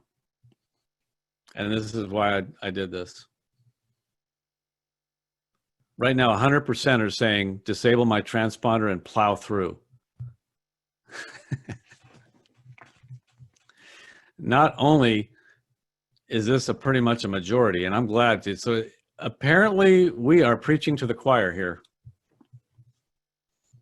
Look at that. I'm glad to see that. And ATC is glad to see that too. And you know what? I think that's, like I said, is those of you who are skirting the airspace are not the ones who show up to these webinars. So good for those of you who answered prefer to obtain flight following. 7 of you will disable your transponder and plow right through. Those are the 7 we got to watch out for. I'm guessing they're being human. I just wanted to kind of set a trend on that. That's why I answered it that way. Perfect. Okay, so what are the things, I just wanted to bring something up quickly, Brian. I'm seeing a lot in, again, flight reviews and talking with other pilots, a tendency to roll all their stock into ADSB in and what they're seeing on an iPad. And Good point. I don't need flight following. I've got this. Yeah, I don't like that. I think it's good. I mean, there are more reasons to get flight following than just obtaining traffic. A lot of the pilot deviations or incursions into Bravo airspace would not be incursions had the pilots had flight following. You have someone watching your back. They know where you are. You don't, if you're going to go for have an emergency and go for a mayday, they've already got you on radar. They know where you are. Yeah, and in present day, and I think we talked about earlier, one controller might be handling 3 or 4 frequencies due to staffing constraints. Yeah. You can always monitor the frequencies. Good point. Just, you know. Good point. Yeah, don't rely on ADSB, and it's a great tool, but it's just that. It's a tool. It's not a crutch. So don't rely on it. And I've heard Mike refer to that as a heads down device, which it truly is. I don't like seeing people with their heads down too much flying around here. Looking at it can be truly scary sometimes when you see all these airplanes and the size is not in proportion to a real airplane. So it looks like they're all about to hit each other. It's frightening sometimes. Yeah. One of the Another things problem to tell people is these are all glass cockpit airplanes. They have windshields. yeah, with windshield. Well, yeah, or plexiglass cockpit. There's a Kamikaze Alley between LA Bravo and Burbank Charlie. You may have seen this. You may have participated in it. You may have tried to squeeze through this 200-foot gap where the top of Burbank's Charlie is separated on that line from the base of LAX's 5,000-foot Bravo shelf.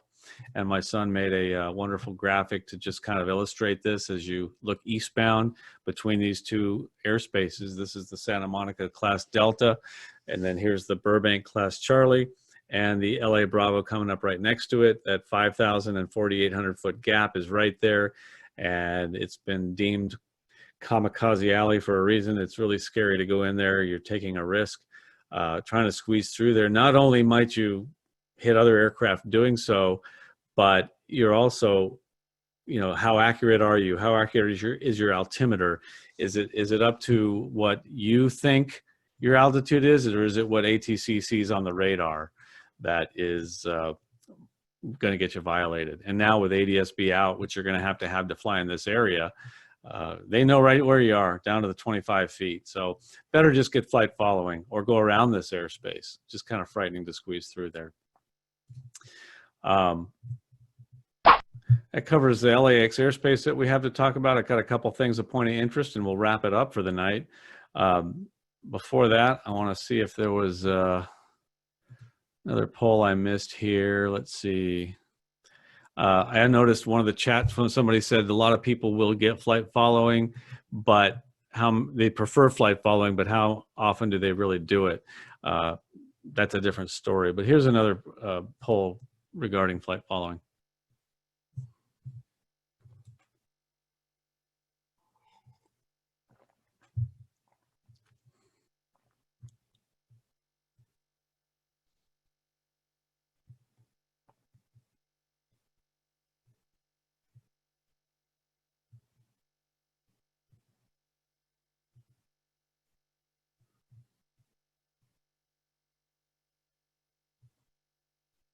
I should have put music here. I almost fell asleep. All right, looks like most people are rarely denied or always able to obtain. Those kind of match. I guess those are the same. Who wrote these questions? Mark, did you write this one? Very few are usually denied, and very few don't attempt. I told you to leave out.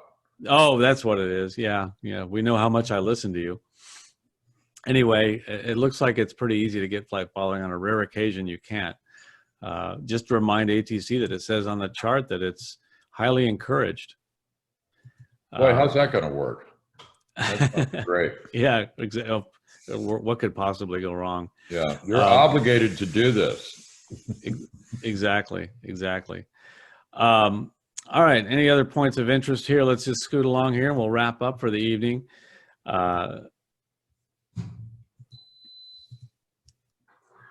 Disneyland Tfr.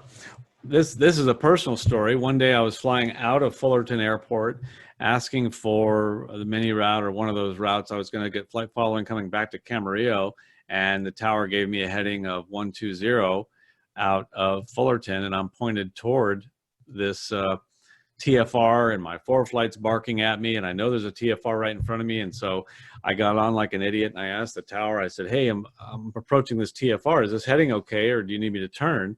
And he reminded me of what I did not read on the chart. It says right there, easy in English, plain English, that if you're talking to ATC, it's okay to fly through that area.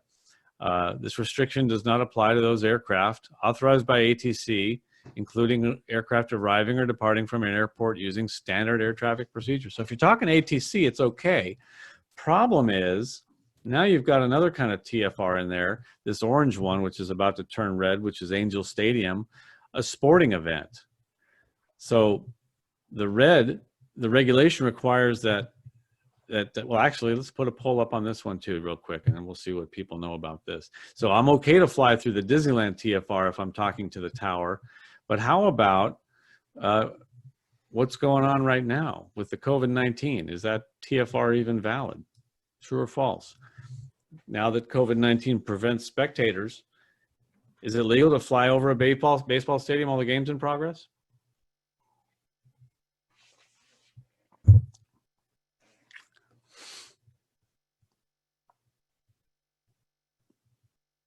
Yeah, obviously the regulation was written before we knew there would be empty stadiums during ball games. And the regulation actually says a game in progress at a place with a capacity of 30,000 or more, a TFR will exist and will be in effect. There's something else, and most of you agree with that, which is good, so I'm glad to see that. What I learned recently was I was going for a night flight and I saw a TFR over Dodger Stadium on ForeFlight, but then I went to get a standard weather briefing and there was no TFR on the FAA website over Dodger Stadium. And I recently learned that the FAA website does not plot TFRs for sporting events. So if that's your sole source of looking for TFRs, you might want to have another way to look, like on a SkyVector or ForeFlight or one of your iPad apps to see that there are sporting event TFRs in place. All right, what else we got? So Disneyland theme park is the notice there.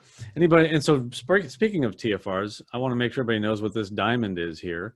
Relatively new, a few years ago. And there's the FAA TFR website.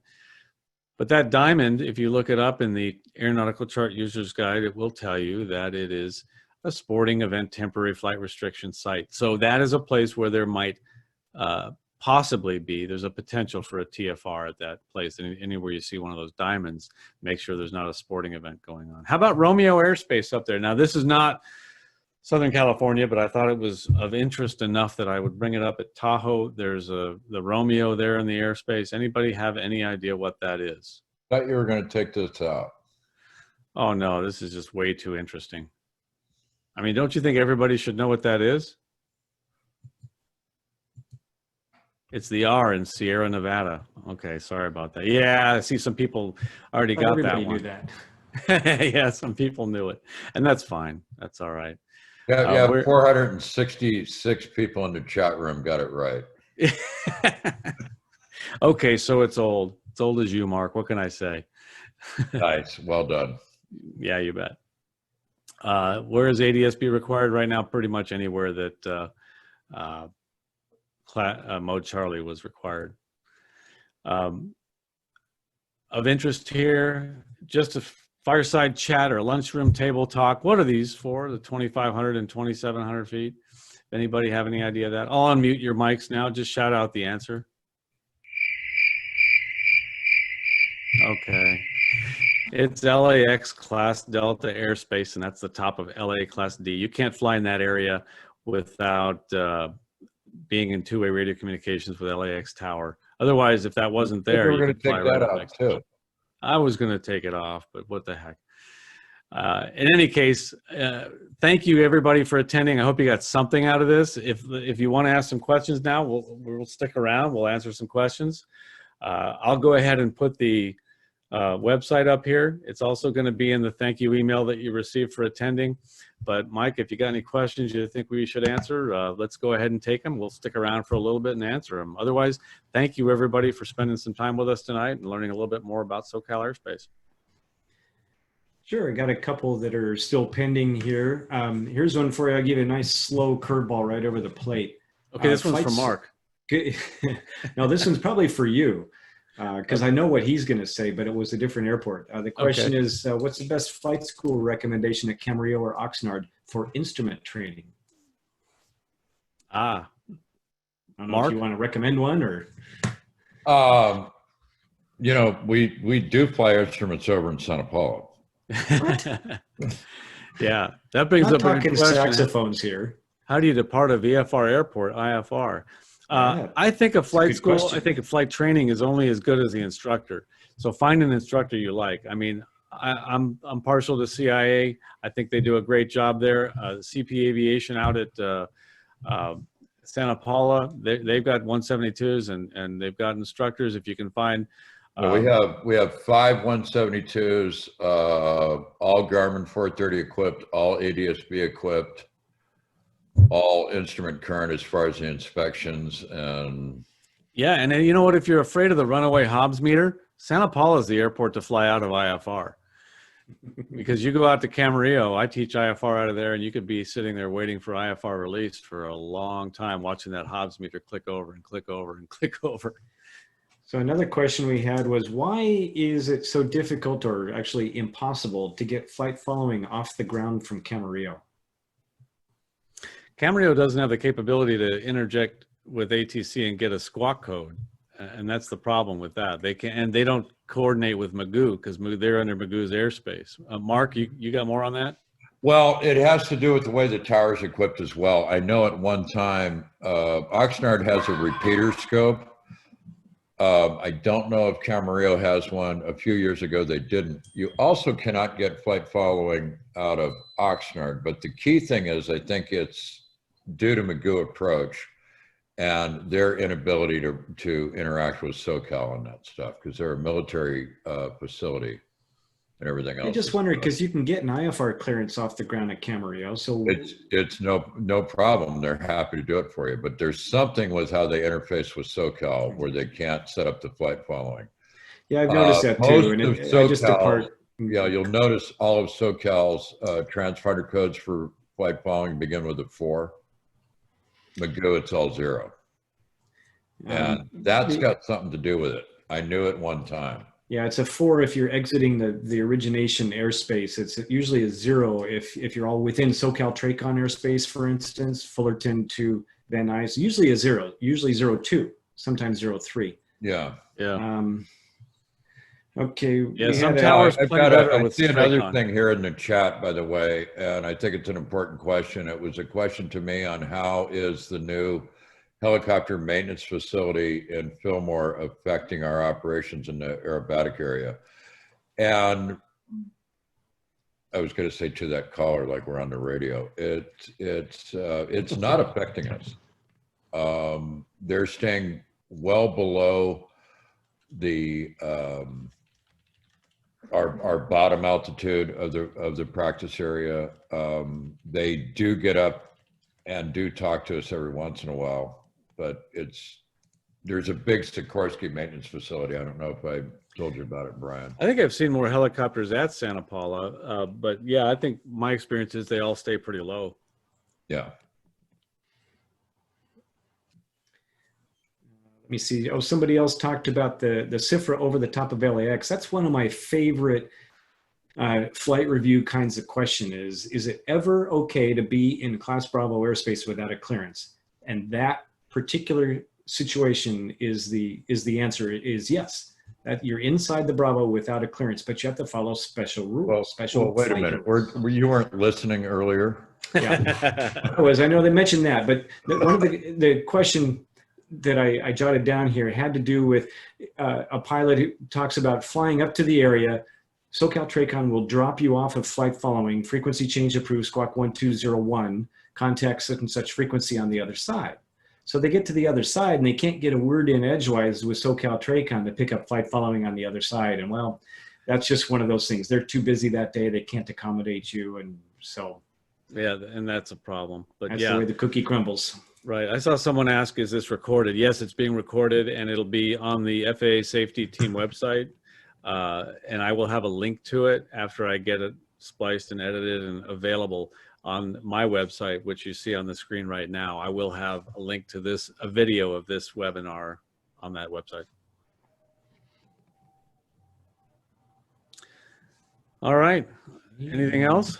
There's a bunch more we could go here, but we are almost out of time. And some of this is, you know, we have material. We could easily do another 3 or 4 hours worth of webinars. Oh yeah, you know what? We'll have another airspace webinar. We'll touch on some other topics. And another one might be to have a good forum where we just take questions and answer them and discuss them. I think that's where a lot of the curiosities come from. Well, and there's a lot, you can get a lot of good answers on this if you go to the Southern California Airspace Users Working Group website. That's scauwg.org. There's a new feature on there, I believe it's still active, that you can ask questions. And somebody who's an expert on the airspace in Southern California can pose an answer for you, and will, as much to the extent possible, will back it up with hard data and actual facts documents that you can find. I've taken care of a couple of those in the Q&A there. But right, I have too. That's a good point. And that's linked, that website is on my website as well as one of the links that are on there. So yeah, that one's on my website. All right. Well, listen, hey, thank you everybody for coming. I appreciate all the wonderful attendance we've had here, the comments. This will be available later on a recording. You will get Wings credit. If you have any problem with that, feel free to email me. You're going to get a follow-up email thanking you for attending. You can reply to that and I'll get that and make sure you get your Wings credit if there's a problem. Any questions, feel free to ask me. If you want to ask a controller something, feel free to reach out to Rob Reddick. His contact information is on that website that I've posted as well. So again, everybody, thank you very much for attending. I guess we're going to call it a night. Any last words, Mike? Nope, I'm good. All right. fly safe, fly more, and have fun. Yep. All right.